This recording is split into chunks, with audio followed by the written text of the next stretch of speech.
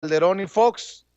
Nada más falta que regrese el chupacabras, pero bueno, el que regresó también, y me refiero al chupacabras, al pelón orejón, a Carlos Salinas de Gortari, Dios nos libre del monstruo, del animal, diría Javier Alatorre que existe. Pero bueno, esa es harina de otro costal. Reapareció Ernesto Zedillo Ponce de León, aquel que ganó la presidencia luego del asesinato de Luis Donaldo Colosio, y salió a darse baños de pureza, a darse golpes en el pecho y hasta por ahí soltar uno que otro consejo. Aquí está cómo reaparece Ernesto Zedillo y además ha sido replicado en las redes sociales. Porque uno no llega al poder público para satisfacer a cualquier costo a la opinión pública. Uno llega al poder público pues para hacer un servicio público y ver por el interés de la ciudadanía en general. Bueno, mire, estas declaraciones, después de lo que leí en la columna del abogado César Gutiérrez Priego, en La Silla Rota, me llevan a pensar que son del nivel de un comandante Borolas, de un Felipe Calderón que niega calderónicamente todas las acusaciones en su contra y que él dice que la guerra contra el narcotráfico fue un servicio a México, que fueron decisiones difíciles que se tuvieron que tomar. Ojo con lo que estoy a punto de leerles y ya vamos a platicar vía telefónica con César Gutiérrez Priego. Escribe en su columna de La Silla Rota: el señor de los cielos que llegó a Los Pinos con Zedillo. Desde 1997 se denunció que los narcotraficantes Amezcua Contreras tenían una relación de amistad y negocios con la familia política de Zedillo. Después de años de estar fuera de los reflectores, el expresidente Ernesto Zedillo Ponce de León reapareció en una conferencia virtual transmitida por el CIDE, el Centro de Investigación y Docencia Económicas, por la terminación del Diplomado de Políticas de Drogas, Salud y Derechos Humanos 2021. Dentro de su participación habló de diversos temas como el fracaso en política de drogas, donde considera que estas deben atenderse a través de la regularización. De hecho, admitió errores en su sexenio. Dice César Gutiérrez Priego: esto me parece correcto.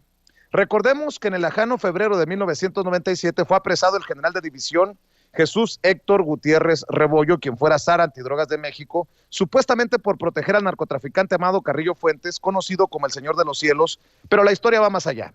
Desde ese lejano 1997, mi señor padre denunció que después de realizar una investigación que involucraba a los narcotraficantes Jesús, Luis y Adán, todos de apellido Amezcua Contreras, conocidos internacionalmente por ser líderes del cártel de Colima y ser los reyes de las metanfetaminas a nivel internacional, tenían una relación de amistad y negocios con la familia política de quien era presidente de México en ese momento, Ernesto Zedillo. En específico con su suegro Fernando Velasco Márquez y sus cuñados Fernando y Francisco, ambos de apellidos Velasco Núñez. Fue el mismísimo secretario de la Defensa Nacional, Enrique Cervantes Aguirre, quien ordenó por instrucciones del entonces presidente de México, Zedillo, la detención en contra de quien fuera el zar antidrogas de México, mi finado padre. Ordenaron que fuera internado en el Penal Federal de Readaptación Social número 1, en Almoloya de Juárez, hoy conocido como el Altiplano. En ese lugar tuvimos que librar una guerra por más de 14 años para demostrar la inocencia de quien fuera mi defendido y padre. Para todas las nuevas generaciones que no conocen quién es Ernesto Zedillo Ponce de León, les haré un breve análisis de su sexenio de corrupción y muerte. Para empezar, él era el jefe de campaña del candidato oficial del PRI, Luis Donaldo Colosio, quien fue asesinado en aquel 23 de marzo de 1994 en Lomas Taurinas, donde curiosamente su jefe de campaña, Zedillo, no asistió y terminó siendo el candidato del PRI y posteriormente presidente de México. Llegó al poder y en menos de 3 meses sumió al país en la peor crisis de la historia en el famoso error de diciembre o efecto tequila, conocido así internacionalmente. A la postre se terminó convirtiendo en el rescate económico más grande de la historia con dinero público a intereses privados de unos cuantos beneficiados. Se conoció como el FOBAPROA, el Fondo Bancario de Protección al Ahorro, y que todos los mexicanos seguimos pagando. Incluso las nuevas generaciones que no ubican quién es Zedillo tendrán que pagar por toda su vida dicho rescate, ya que con dinero del Estado mexicano se asumieron y pagaron las deudas de empresarios privados. Zedillo remató la red ferroviaria por menos del 3% de su precio real para posteriormente formar parte del Consejo de Administración de dicha empresa transnacional. Sí, así de cínico. De igual manera no podemos olvidar todas las masacres que existieron en su sexenio como Aguas Blancas, El Charco y Acteal, solo por mencionar algunas. Pero en lo que a mí respecta, no puedo dejar pasar el hecho de que los vínculos que se denunciaron en ese momento de su familia con el cártel de Colima le costaron a mi señor padre la libertad, a mí como su hijo, que fuera secuestrado y torturado por personal militar. Utilizaron todo el poder del Estado para callarnos y amenazarnos. Eran dueños de todos los medios de comunicación. Los periodistas solo eran lectores de los boletines oficiales de la extinta PGR y de la Presidencia de la República. Utilizando el más viejo y eficaz de los sistemas, destruyeron la imagen y credibilidad de mi padre y mi familia, para que en caso de filtrarse la noticia de los nexos de la familia política del quien era presidente de México, no hubiera eco y así cuidar el buen nombre e imagen de la presidencia de México. Sigue esta columna que creo que es urgente que usted lea, que es importante que usted no deje pasar. Y por lo cabronas de las acusaciones, de los señalamientos, me da mucho gusto saludar a César Gutiérrez Priego, al abogado César Gutiérrez Priego, quien orgullosamente forma parte de la familia Sin Censura y quien una vez más deja la víbora chillando porque habla, así como el programa, sin censura, en donde él se pare, en donde él escriba, en donde él hable. César Gutiérrez Priego, te mando un abrazo y siempre mi solidaridad en momentos en que reaparecen los malandros, los impresentables que tanto odia el pueblo de México y que deberían de ser investigados y juzgados, algo que vamos a buscar millones de mexicanos, espero, con la consulta popular para enjuiciar a los expresidentes en agosto. ¿Cómo estás, César? Vicente, como siempre, un placer saludarte a ti y a todo el auditorio. Querido César, qué fuerte lo que escribes sobre Ernesto Zedillo, desde tu tortura, desde la persecución contra tu padre, me recuerda lo que me ha narrado Jesús Lemus, nuestro colega Jesús Lemus, periodista de a pie, escritor, quien fue mandado a un penal de máxima seguridad con los capos de capos del narcotráfico injustamente, luego que intentara desde la trinchera periodística destapar algo que le molestó mucho a Calderón y para lo que le ayudó Genaro García Luna. Cortados con la misma tijera, así lo entiendo yo. Muy fuerte lo que escribes en La Silla Rota, querido César. Mi querido Vicente, lo que pasa es que la gente, y más estas nuevas generaciones que van a pagar durante toda su vida el Fobaproa, porque todavía nos faltan más de 50 años para seguirlo pagando, no saben ni siquiera quién fue este personaje. Y este personaje realmente es un hombre mezquino, es un hombre con una personalidad frágil, es un hombre que tenemos que recordar que llega al poder de rebote, que muy probablemente fue el que más se vio beneficiado con la muerte del candidato oficial y que curiosamente, siendo su jefe de campaña, no lo acompañó el día de ese magnicidio que se llevó acá. Pero que para que la gente pueda tener en contexto hay muchas cosas que son públicas y que se pueden dar a conocer. Incluso esta información como tal no es una información que nunca se haya dado a conocer, se dio a conocer en su momento, pero como yo te lo decía, ahorita que comentabas tú, para mí son benditas redes sociales, porque gracias y a la decisión incluso personal que yo tomé de estar en un medio digital donde no se tuviera línea editorial y donde yo tuviera la oportunidad de hablar sobre cualquier tema, es que puedo denunciar este tipo de situaciones que viví yo, vivió mi familia, que incluso fueron muy complicadas por la parte, no solo de lo que se vivió, sino también por la parte familiar, porque resultó que somos varias familias y hubo muchas cuestiones por ahí muy complicadas y hubo muchos ataques muy fuertes al grado de haberme secuestrado a mí, secuestrar a mi hermano, el que sigue de mí, mi madre tener que huir del país, y muchas cuestiones que fueron muy complicadas, pero que independientemente del resentimiento que yo pueda tener en contra de esta persona porque lo que viví de carácter personal, yo siempre muestro los documentos, yo no hablo porque se me ocurrió, ¿no? Y tan es así que tú viste que el día de ayer en las redes sociales yo saco un oficio que ya había yo sacado anteriormente, en donde se menciona a Líbano Sáenz de haber recibido dinero por parte de Amado Carrillo Fuentes, quien era secretario particular de Zedillo, y que el mismo Amado Carrillo le dice directamente a un informante de este grupo de la Quinta Región Militar que ellos habían apoyado económicamente la campaña política del candidato ahora presidente, Ernesto Zedillo Ponce de León. Y la gente cuando desconoce, porque obviamente cuando pasa la detención de mi señor padre, pues para la gente fue como que un shock, porque mi padre en menos de 43 días se convirtió de ser uno de los militares que durante toda una trayectoria militar había hecho de su vida una insignia de trabajo, de incorruptibilidad, había sido condecorado por el gobierno de los Estados Unidos, por la DEA y por el Congreso de los Estados Unidos, por esa lucha contra las drogas, y en menos de 43 días se convierte supuestamente en un protector de un narcotraficante al que la única vez que estuvo detenido, él lo detiene en 1989. Y después vinieron toda esta serie de, como te digo, boletines que en aquellos entonces los medios de comunicación lo único que eran traductores de los boletines que se daban por parte del gobierno federal, porque tenemos que recordar que salvo muy honrosas excepciones como don Julio Scherer con Proceso, los demás medios de comunicación lo único que hacían era los boletines que les entregaba la Presidencia de la República, era las noticias y no había forma. Al grado de que muchos periodistas investigadores escriben sobre mi señor padre, sobre el asunto, sobre lo que se vivió, pero siguen utilizando la versión oficial del boletín que dio a conocer la PGR, Presidencia de la República. Algunos incluso siguen manejando a mi padre como José de Jesús Gutiérrez Rebollo, cuando mi padre se llama Jesús Héctor Gutiérrez Rebollo. Y así hay un sinnúmero de situaciones y de historias que la gente no ubica y que no conocen, y que así como lo hice del conocimiento en mi programa sobre lo que pasó con el general Ricardo Martínez Perea, la intención es, a lo mejor este sábado, hablar personalmente de mí, de lo que yo he vivido, del libro que yo escribí que se llama El litigio de mi vida, de estos 16 años de lucha respecto a la parte legal del asunto de mi padre, pero desde mi perspectiva, desde lo que yo viví, desde lo que yo sé, puedo comentar, y de lo que existe en la causa penal.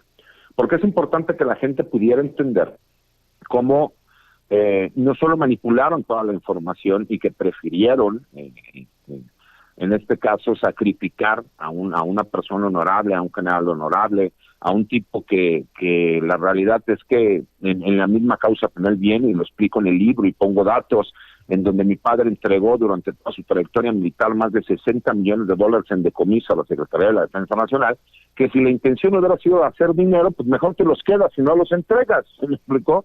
Hay un sinnúmero de situaciones que la gente no puede entender, pero que tienen que ver con esta situación en que mi padre comete el error de realizar investigaciones en contra de un grupo de narcotraficantes que eran los reyes de las metanfetaminas, y que ahí sí, sin querer, no como lo que pasó con el general Cienfuegos, ahí sí sin querer se terminan cruzando con la familia del presidente de la República, en este caso con la familia política, con el suegro Fernando Velasco y con los cuñados, que tenían una relación ligada y de negocios con los hermanos Amezcua Contreras, quienes estaban conocidos en su momento como los reyes de las metanfetaminas, ese cártel de Colima, que posteriormente se convierte en cártel del Milenio y que al día de hoy lo conoce la gente como cártel Jalisco Nueva Generación, para que ubiquen de qué tipo de personajes estamos hablando. Y que en su momento mi señor padre, que empieza a realizar esos trabajos de investigación, porque para que la gente también lo entiende, yo amé y quise demasiado a mi padre, porque aparte yo tuve la oportunidad de escoger a mi señor padre, y yo de ese gran cariño y de ese gran amor no puedo perder de vista que mi padre era la persona que se encargaba de hacer el trabajo duro y complicado en el ejército mexicano, y que la gente hay muchas cosas a lo mejor que desconoce, y que te lo puedo decir aquí como primicia, y que viene en la causa penal de mi señor padre. La gente no sabe que quien detuvo a Raúl Salinas de Gortari fueron elementos de la Quinta Región Militar por órdenes de quien era el presidente de la República en aquel entonces, Ernesto Zedillo Ponce de León, porque no había nadie más que se aventara a hacer el operativo.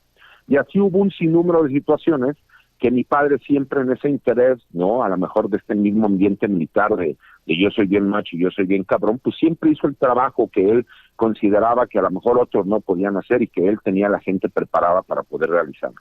Y en esa investigación donde se vio involucrada la familia política del presidente de México, mi padre se le hace del conocimiento al secretario de la Defensa Nacional, tan es así que por eso muestro ese boletín que manda, realmente se llaman, de forma interna se llaman radiogramas en aquel entonces, ahora son 6, ¿no? Que son correos electrónicos de imágenes, que son como interinstitucionales, y que es información confidencial que se maneja nada más, y que el comandante de región, que era mi padre, se la manda directamente al secretario de la Defensa. Y asimismo entrega una carpeta con la investigación, donde entrega fotografías, donde entrega grabaciones, y que esas mismas grabaciones, porque obviamente se quedó con copias mi señor padre, fueron exhibidas en un juzgado militar, en un juzgado federal, perdón, y en un juzgado militar, y curiosamente, ambas, tanto las del juzgado militar como las del juzgado federal, después de que fueron unas personas del Estado Mayor Presidencial, se perdieron de los juzgados, y entonces se creyó que nosotros no teníamos copias. Y te acuerdas que en alguna ocasión, mi querido Vicente, te dije que si algo me llegaba a pasar a ti y a algunos otros periodistas, yo les haría llegar cierta información. ¿Recuerdas que te hice comentario? Sí, claro. Y te acuerdas que hasta en las redes sociales nos reíamos después porque alguien te dijo, no, bueno, ya te aventó el paquete para, ahí te va la bronca, ¿lo recuerdas? Ah, sí, claro que me acuerdo, pero lo asumo con toda la responsabilidad y con todo el honor, querido César. Bueno, pues mi querido Vicente, hay veces que la vida te pone en el lugar en donde tienes que estar. Y para mí, créeme que fue como caído del cielo que un personaje impresentable como Ernesto Zedillo volviera a reaparecer dando esa clase de consejos, porque a mí me da la oportunidad de decirle a la gente para que conozcan cuál es la realidad de qué fue lo que sucedió. Y no es el que hable un hijo resentido, no. El que va a hablar es un abogado que tiene las pruebas de una causa penal en donde demuestra exactamente qué fue lo que sucedió y cómo sucedió. Y explico cada uno de los puntos en ese libro que ya escribí, que ya tengo, que ya está en una editorial norteamericana, pero que no he terminado de decidir la publicación, porque desafortunadamente hay muchos actores políticos que son mencionados desde aquel 1997 y años posteriores, y que aparecen en esa causa penal, y que al día de hoy muchos de ellos son diputados, algunos senadores, y hay hasta un par de gobernadores. Pues créeme que la presión de las amenazas que he estado recibiendo desde hace varios años, pero que se han intensificado en los últimos meses, es grande. Eso no quita que mi compromiso es con la verdad y con limpiar el nombre de mi padre, como se lo dije yo en alguna ocasión a alguien.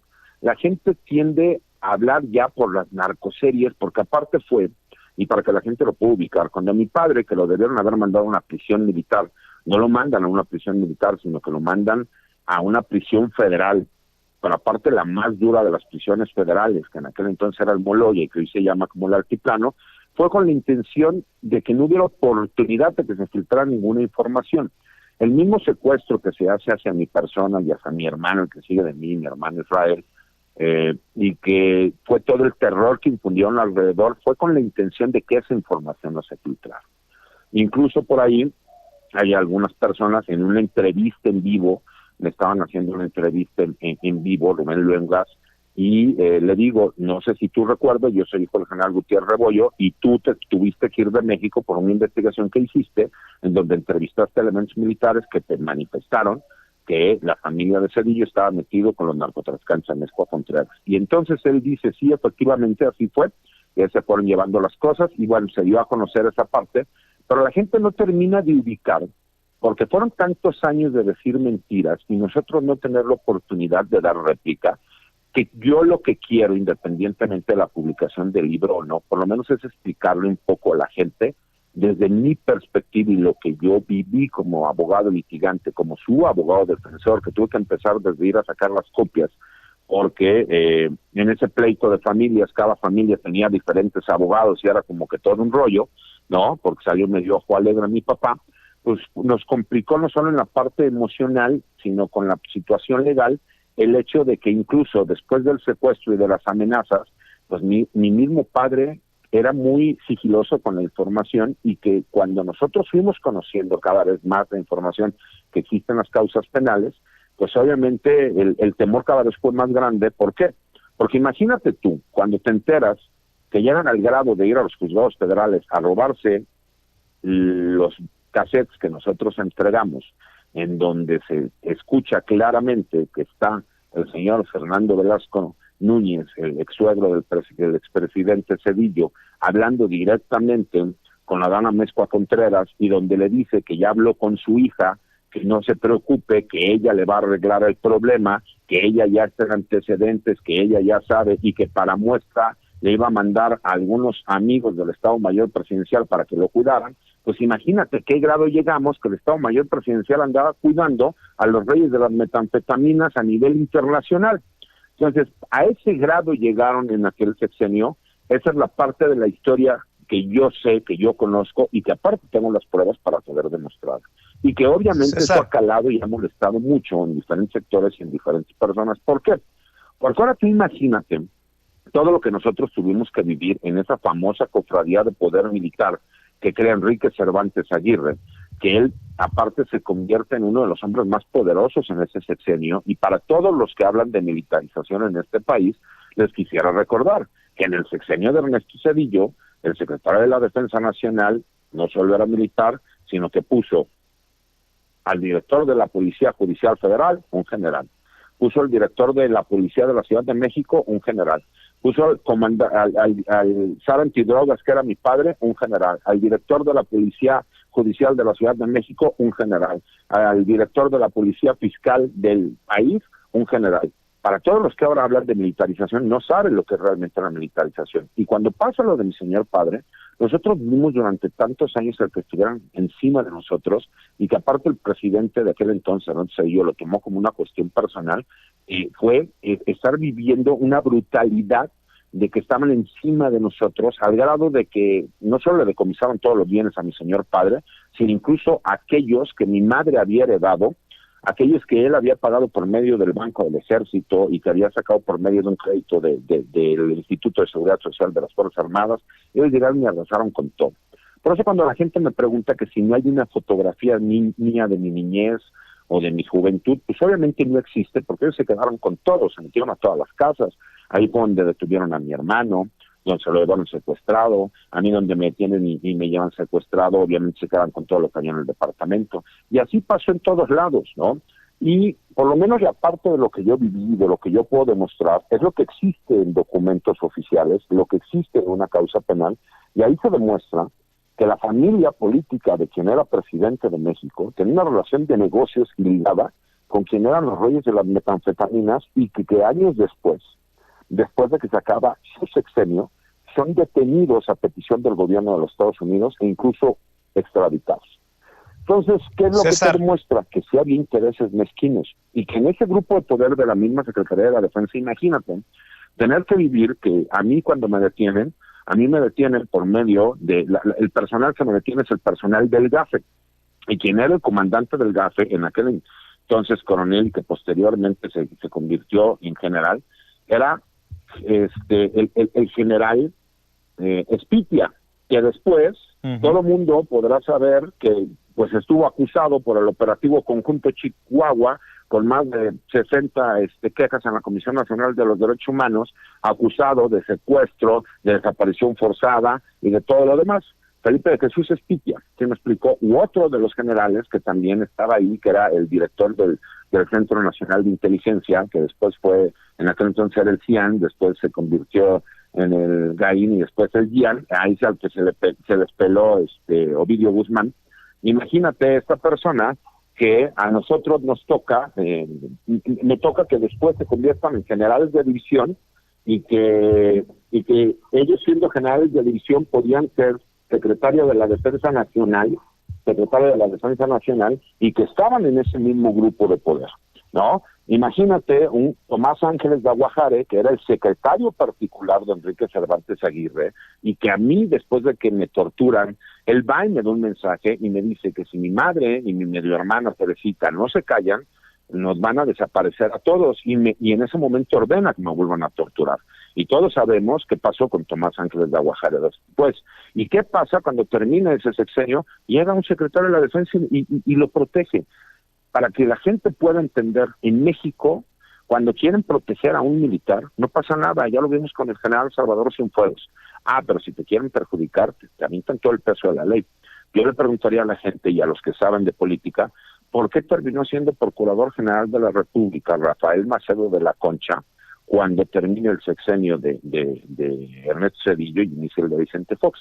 Para los que saben te lo dirán, porque hubo un pacto entre el mismo Zedillo y Vicente Fox, porque el verdadero candidato de Zedillo pues no era el candidato del PRI, fue Vicente Fox, Y ahí fue esa transición de poder que ahora nosotros conocemos como el PRIAN, ¿no? Donde el PRI le termina cediendo el poder al PAN, pero porque era parte de la gente que ellos querían. Entonces, cuando la gente no ubica por qué se les llama PRIAN, que entiendan que viene desde ahí. Y esta persona llega con ciertos intereses, y dentro de esos intereses era, sigue rompiendo la madre a Rebollo, y otro de esos intereses, ¿cuál fue? Pues todos lo vimos, inventar el famoso desafuero en contra de quien ahora es presidente de la República, porque ellos sabían que iba a ganar las elecciones, que iba a ir contra Calderón. Y todos conocemos la historia posterior de lo que pasó, que se declara una famosa guerra contra el narco. ¿Para qué? Para tratar de justificar el hecho de que una persona que había perdido las elecciones llegó al país. Entonces, creo que fue un poquito el que la gente conociera. Y esto es nada más una puntita de todo lo que hay. Imagínate lo que yo tengo, son más de 2,000 tomos de 4 causas penales distintas. Y que ahí viene narrado y explicado absolutamente todo con documentos y con pruebas. Y que no tienes ni idea de las cosas que llegaban a hacer y que llegaban a inventar, y que incluso se torturó no solo a mí, sino personal militar para que declarara en contra de mi señor padre. Imagínate tú todo lo que ¿qué pensaría la gente si de repente yo les demostrara que el supuesto chofer que denunció a mi padre, están las declaraciones ahí de él ante un juzgado federal donde él dice que fue torturado y lo obligaron a declarar eso? ¿O qué pensarías tú del famoso departamento que decían que mi padre supuestamente no podía pagar, que quien lo pagaba realmente era la Secretaría de la Defensa Nacional y que era por $1,200? ¿Te imaginas cómo le tirarías toda esta historia que ahora han utilizado incluso en todas las narcoseries que vemos por ahí, y que lo que terminas demostrando es que realmente el narcotráfico llegó a Los Pinos al grado de que cuando nos detienen y nos torturan, nos están diciendo que nos sentíamos muy chingones pensando que íbamos a detener al patrón? Entonces es un poco todo eso, mi querido Vicente, que a veces las emociones me ganan. Te agradezco el que me des este espacio, pero que quisiera yo también que la gente lo supiera y compartirlo, porque lo más importante en esta vida es decir la verdad siempre, le pesa a quien le pese y le molesta a quien le molesta. César, no sé si has dimensionado lo que le estás aportando al debate público, a la sociedad mexicana con todo lo que estás destapando. Y te lo digo porque ya me contarás cómo te sientes que reaparezca Ernesto Zedillo y quiera dar clases de moral. Ya me contarás lo que piensas cuando un Líbano Sáenz es un férreo crítico de este gobierno, como si él fuera una blanca palomita. También hay que decirlo, me sorprende lo de Tomás Ángeles de Aguajare, porque en su momento también fue pintado, y a lo mejor ahí también nosotros, cuando le dimos vuelo a las opiniones sobre Felipe Calderón y la información que destapó, lo hemos hecho ver como un cuasi héroe, pero se viene la consulta popular para enjuiciar a los expresidentes, y la gente no tenía muchos de estos datos que tú estás dando a conocer, César. Por eso te digo, no sé si has dimensionado lo que estás contribuyendo solo con hablar con la verdad.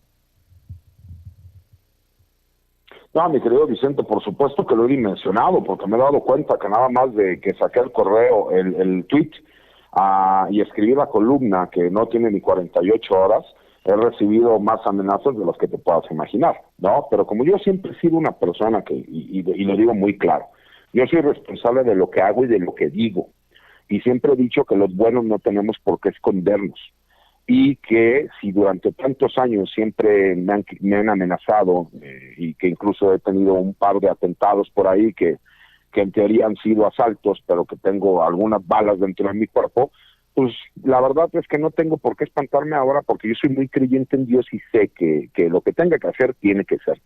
Pero creo que sí es importante que la gente sepa y que dejemos de andar nosotros por miedos de carácter personal, callando lo que conocemos de estos bandidos cabrones que aparte se han dividido los tiempos para robar al país de una forma impresionante. Así como en la Secretaría de la Defensa Nacional, ellos lo que hacían nada más era turnarse los puestos en el poder, y que a nosotros nos tocó vivir durante tantos sexenios todos esos pinches excesos. Y perdón que ahora he sido un poco más mal hablado de lo que normalmente soy, pero sí me molesta, porque luego la gente no ubica, no dimensiona. Para mí el hecho de que el presidente de la República haya roto con esa cofradía de poder fue lo mejor que pudo haber pasado en la vida, porque rompió con todos esos descendientes de esa cofradía que venía desde Enrique Cervantes Aguirre y que parecía que por consigna iban a hacer todo lo que les pedía este señor. ¿Se me explicó? Entonces, pues imagínate, para mí, si no vino a ser algo trascendental e importante.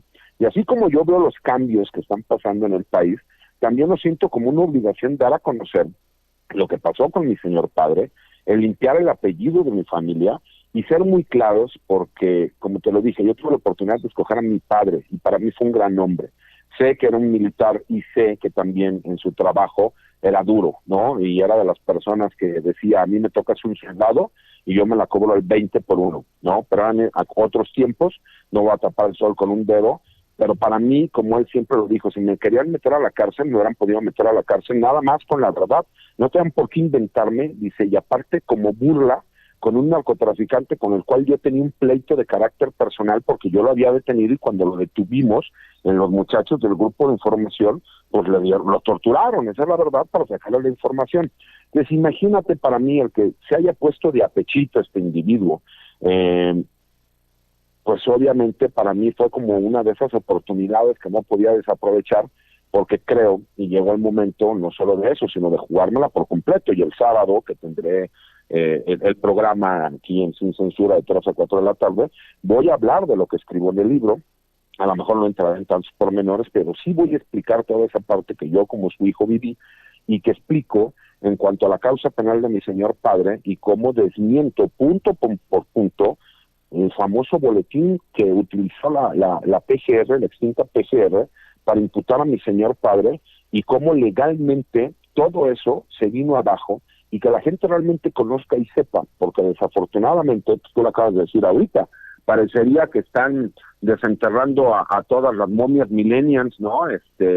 Que pues yo creo que la chamacada está pegando fuerte, porque imagínate qué figuras pueden tener para andar desenterrando expresidentes y personas que lo único que han hecho es robarle a este país, y que aparte con una impunidad y con un poder impresionante lo siguen haciendo, y que no los tocan pero ni con el pétalo ni una rosa. Entonces por lo menos que la gente sepa cuál es la verdad, qué es lo que pasó y por qué todos tenemos que estar alerta de no permitir que esta clase de cabrones vuelvan a llegar al poder, porque hicieron lo que la gente ni se imagina. Y sí considero que es mi obligación, por lo menos en esta, que es la que yo viví, de platicarles qué viví, cómo lo viví, y cuál es la verdad de lo que viene en la causa penal, lo que es la realidad de lo que se vivió, y no las historias que después se fueron convirtiendo en narcoseries y que la gente dio como un hecho cuando no tienen que ver nada con la realidad. Yo les pido, por favor, encarecidamente, que nos apoyen en Sin Censura, pero sobre todo que no se pierda este sábado, de 3 a 4 de la tarde, el programa que conduce, el espacio que conduce César Gutiérrez Priego, a quien hoy sobre todo le agradezco la confianza, el habernos conferido el honor de tenerlo en las filas como miembro de esta familia Sin Censura conduciendo un espacio. Precisamente es en estos momentos cuando vale la pena, sobre todo, abrir espacios a voces como la de César Gutiérrez Priego.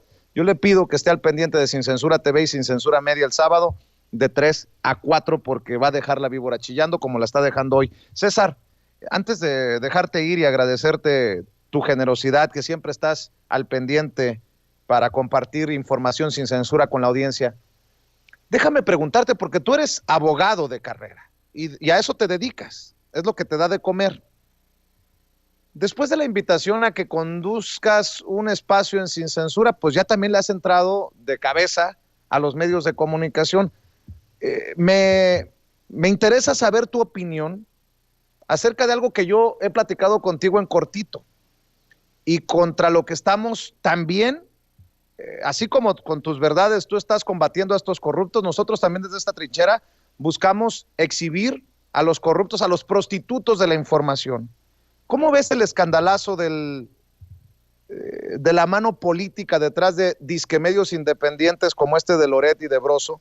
Te lo pregunto con mucho respeto, si no le quieres entrar, pues no le entres, pero me llama mucho la atención lo que pueda opinar un hombre que dedicó o ha dedicado su vida, su carrera a las leyes, que ahora le entra a los medios de comunicación y se da cuenta, pues yo digo, déjame darme golpecitos en la espalda, que sí hay medios comprometidos con la verdad como Sin Censura, en donde no hay línea, y luego te das cuenta de la porquería que hay en esos espacios. No sé si quieras compartir tu opinión.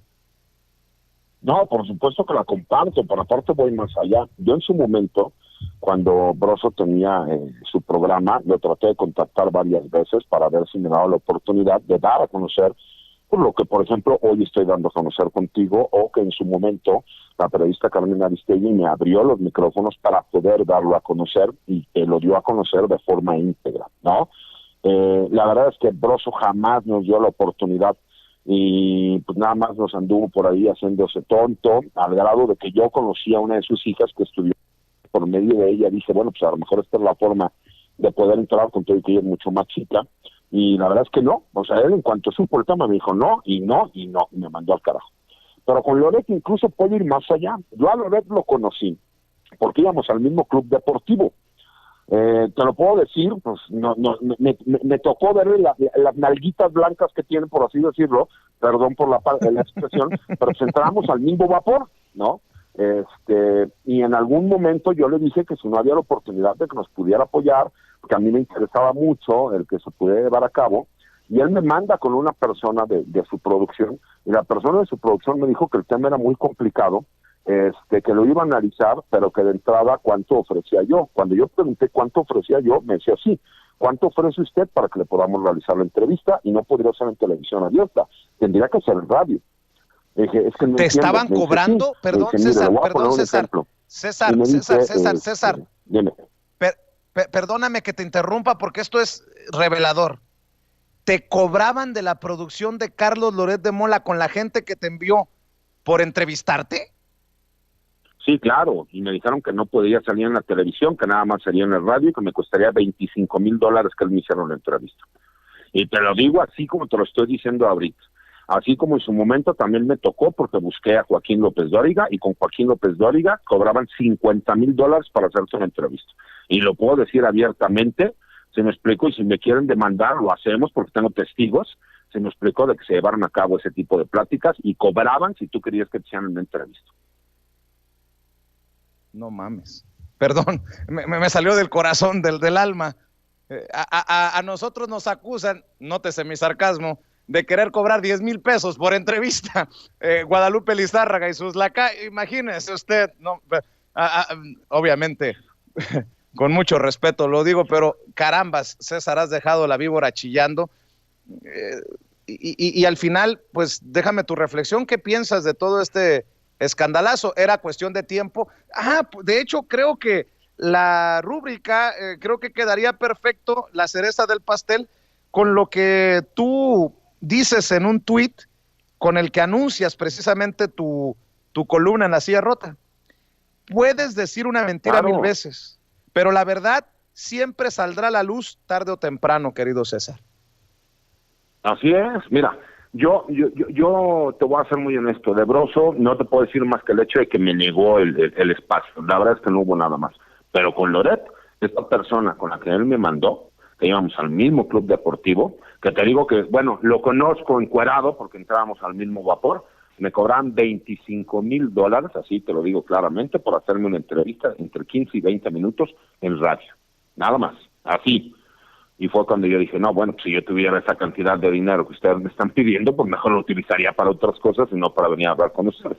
O sea, se acabó, el tema nunca lo volví a tocar, incluso después de eso, ya el encontrarnos a lo mejor en el mismo club deportivo al que íbamos, él trataba de evitarme y se hacía pendejo, ¿no? Pero te lo digo, igual en su momento, incluso tengo amigos que te lo pueden decir, con López Dóriga también lo busqué para que me pudiera dar un espacio para hablar sobre estos temas, y ahí incluso era más caro, eran $50,000.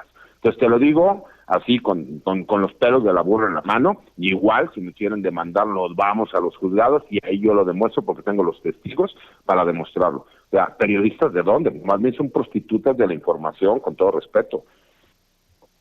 Chingado, César, con esta información que acabas de dar, dice la gente que se nos está yendo la oportunidad del yate como el de López Dóriga y el apartamento en Miami como el de Loret de Mola. Nótese mi sarcasmo, pero a ver, mi querido. aspecto, creo, Vicente, por ejemplo, yo soy abogado penalista. Aparte de ser penalista, soy especialista en derecho penal militar. Pero yo no llevo asuntos de narcotraficantes, por ejemplo, que todos los abogados se pelean por llevar esa clase de asuntos. Y a mí me buscan muchísimo para llevar esa clase. Pero mi ideología no me lo permite. A mí me gusta el dinero, por supuesto, me gusta para vivir bien, pero no para amasar riquezas. Si yo quisiera amasar riquezas, yo lo podría hacer de otra forma. Si me pongo a defender narcos, se acabó. Pues si me sé el camino, pues si defendí a mi señor padre y a mi padre todavía fueron peores, porque era todo el peso del Estado encima. A los narcotraficantes por lo menos ni siquiera les tocan su dinero y ni sus propiedades. Pero aquí, mi querido Vicente, es un compromiso que nosotros tenemos. Y por eso cuando llegó la invitación de Sin Censura, dije sí, porque aquí jamás en la vida me han dicho que no puedo hablar de un tema y jamás en la vida me han dejado de apoyar respecto a lo que yo quiero hablar. Así sea contrario, si me explico, a cualquier otra cosa. Como lo que tú me decías de Tomás Ángeles de Aguajare. Él sale a hablar todo esto de Felipe Calderón, pero la gente no se acuerda que él fue subsecretario con Calderón. Lo que pasa es que él quería ser secretario de la Defensa, y lo peor de todo es que sí pudo haber sido secretario de la Defensa, porque él ya estaba incluso en pláticas, ya como retirado, y en ese golpeteo de poder tan grande que existe en la Secretaría de la Defensa Nacional, pues también le pegaron, y qué bueno para que sintiera. Les decía yo no hace mucho a un general, ¿cómo serán los generales de división que cada vez los hacen menos resistentes? Mi padre se aventó más de 13 años en una prisión de máxima seguridad en México y salió siendo un hombrecito y nunca lo escuché que se quejara de absolutamente nada. Tomás Ángeles de Aguajare estuvo 1 año en una prisión federal y salió muriéndose. Y el general Cienfuegos estuvo 1 mes y no, bueno, ya se andaba muriendo también. Entonces, pues como que ya no los hacen tan resistentes, mi querido Vicente. Querido César, ¿dónde encuentran tu trabajo? ¿En dónde te siguen en Twitter? Obviamente que te vean, te escuchen de 3 a 4 el sábado en Sin Censura TV y Sin Censura Media, en estos canales, orgullosos de tenerte como miembro de la familia, pero yo creo que es importante que la gente lea también lo que escribes en La Silla Rota, lo que escribes en estos medios también independientes. Mira, mi querido Vicente, mi Twitter es @CésarGutiPri, incluso tengo como un tweet fijado, el litigio de mi vida, así se llama, es un extracto del libro que escribí, que se llama de igual forma, el litigio de mi vida, y la columna que escribí el día de hoy, ¿no? En donde explico cómo el narcotráfico con el Señor de los Cielos, que es Amado Carrillo, llegó a Los Pinos en el sexenio de Cedillo. Escribo en el blog de Información Militar y Seguridad Nacional Campo Marte, tengo las páginas de la Fundación Canal Jesús Gutiérrez Rebollo, y obviamente los invito a que nos vean de 3 a 4 de la tarde en Sin Censura Presenta, donde voy a hablar exactamente del libro que escribí, voy a hablar del caso de mi señor padre y voy a hablar en lo que yo viví de forma personal en cuanto al sexenio de Ernesto Zedillo y lo que existe en las causas penales de mi señor padre, en el macroproceso, para que la gente también ubique, y en las causas de 2 oficiales más que fueron procesados junto con mi señor padre, y voy a desmentir todas las mentiras que durante años dijeron, y que ahora sí que se agarren Netflix, que se agarren todas esas películas, porque en una de esas los andamos demandando por difamación, mi querido Vicente. Pues qué cabrón va a estar el programa, te mando un abrazo, y ya sabes que se te quiere, se te admira, se te respeta. Recabroncísimo César Gutiérrez Priego. Al contrario, Vicente, es un honor y un placer contar con tu amistad y con un espacio aquí con ustedes. Saludos a ti, saludos a César y a todas las personas que nos miran y nos escuchan. Gracias, es César Gutiérrez Priego, el abogado César Gutiérrez Priego, hablando con nosotros Sin Censura, miembro de esta familia. Antes de ir con Lor Molécula, con Carlos Pozos, quien además es tendencia, le quiero preguntar, ¿qué hizo que es tendencia el día de hoy? Por cierto, ya muchos están diciendo, fíjese cómo quieren ridiculizar a los independientes, que Álvaro Delgado fue a hacer una Lor Molécula. No, ya voy a platicar con Carlos Pozos, pero antes déjame preguntarle a Toño Ruiz, ¿qué piensa de la información bomba que nos acaba de soltar César Gutiérrez Priego, no solamente para exhibir a Zedillo, a su familia, a sus cercanos colaboradores, sino le cobraban $25,000, Loret, por entrevistarlo, y $50,000 López Dóriga. Esto es inaudito, Toño, está cabrón lo que nos ha revelado César Gutiérrez Priego. Sí, Vicente, imagínate tú. Yo creo que Carlos Loret de Mola debe ubicar perfectamente a César Gutiérrez Priego si ambos van al mismo club deportivo, si ambos se han visto las nalgas, con todo respeto lo digo para ambos, ¿no? Porque pues los dos se ven ahí en los lockers, etcétera. Imagínate tú, César Gutiérrez Priego hace contacto con Carlos Loret de Mola y le dice, oye, me gustaría hacer algún tipo de planteamientos en tu programa debido a casos que tengo yo en mi despacho que son de muy alto nivel. Loret de Mola lo manda con una achichincle y el achichincle le dice a César Gutiérrez Priego que sí le pueden dar una entrevista, pero que cuánto ofrece para la entrevista. Y César Gutiérrez Priego se queda así de ¿qué? Con el ojo cuadrado. Y luego dice, bueno, le podemos dar una entrevista a partir de $25,000. Bueno, ¿qué chingados tiene $25,000? Y ¿sabes qué? Sí quiero plantearlo aquí en Sin Censura una y otra vez. Muchas veces la gente se acerca a nosotros en la calle o nos contacta vía redes sociales y nos pide ayuda para tratar algún caso, algún tipo de denuncia. Y me ha pasado varias veces que sí me dicen, oye, Toño, ¿y cuánto nos vas a cobrar por eso? Y digo, pues nada, absolutamente nada. Y se lo decimos aquí en Sin Censura, no permita que alguien en el periodismo, en los medios de comunicación le cobre por una entrevista, eso no puede ser. Es algo completamente, no solo antiético, debe ser incluso ilegal. Y eso sí es un chayote, no se puede cobrar por una entrevista. Vamos, esto es verdaderamente ilegal, inmoral, antiético, eso no se puede hacer. Cuando a mí me lo dicen, me ofenden muchísimo, muchísimo, muchísimo. Y creo que pues esto tenemos que seguirlo planteando, porque, Vicente, insisto con eso, lo enterraron en los medios de comunicación tradicionales. Lo que hoy se da a conocer en la conferencia de prensa mañanera que dimos a conocer aquí en Sin Censura, que da a conocer Álvaro Delgado en sinembargo.mx, está enterrado en los medios de comunicación tradicionales. Tenemos a un Loret de Mola muy sensible respondiendo, casi con la lagrimita saliéndosela al estilo Candy Candy, pero de ahí en fuera nadie está hablando sobre esto y nosotros tenemos que llevarlo hasta las últimas consecuencias. A pesar de que los bots de latinos nos ataquen, porque tienen bots, eso es lo que más me llama la atención. Uno ve sus cuentas, es otra cosa muy chistosa, ¿no? Estas cuentas que están atacando a Regeneración, a Sin Censura, a sinembargo.mx, me puse a ver varios perfiles de estos tipos y tipas, y son evidentemente bots o trolls. Y para que quede claro, estamos con Loret, pero o sea, uno no publica solamente de eso, ¿no? Oye, y nada más para que quede claro lo que nos recuerda Enrique Legorreta, que tienen sus oficinas en Montes Urales, la calle en donde pues han sido exhibidos uno que otro corruptazos. Ahí se las dejo de tarea. Me pregunta mi amigo Carlos desde Nuevo León, ¿cuánto le cobraste a César Gutiérrez Priego por el espacio? Obviamente, nótese mi sarcasmo. Ay, carambas.